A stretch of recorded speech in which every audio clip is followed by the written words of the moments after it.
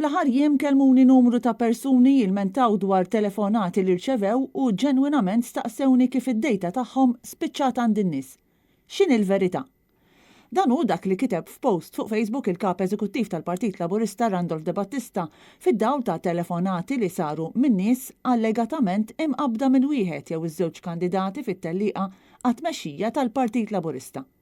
Ftit tal-jimilu l-Journal Times of Malta ppubblika artiklu fejn żvela li Robert Abela, wieħed minn dawn iż-żewġ kandidati, kien ressaq ilment formali quddiem il-partit fejn qal li n-nies mill-Ministeru tal-avversarju tiegħu Chris Fern babsu l-listi tan-nies li huma eliġibbli biex jivvotaw fl-elezzjoni għal mexxej Laburista.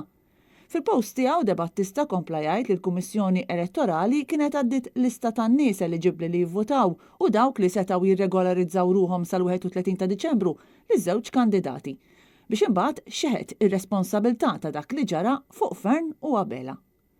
Dawn iffirmaw dikjarazzjoni li daħlu responsabbli għal dik id-dejta.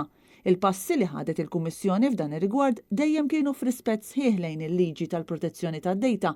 Il-Partit Laburista qatt ma għadda u qatt ma hu se jgħaddi id-dejta tal-membri lil xi kumpaniji terzi.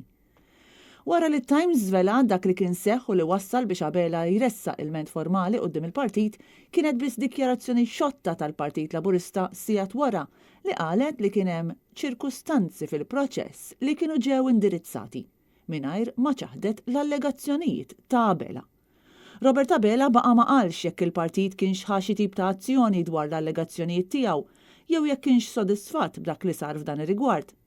Madankollu f'dibattiti bejn iż-żewġ kandidati li seħħew fl-aħħar jiem, kemm Fern kif ukoll Abela ħadu l-opportunità biex jgħaddu botti dwar dak li kien seħħ u biex jippruvaw ipoġġu lil xulxin f'pożizzjoni ta' żvantaġġ.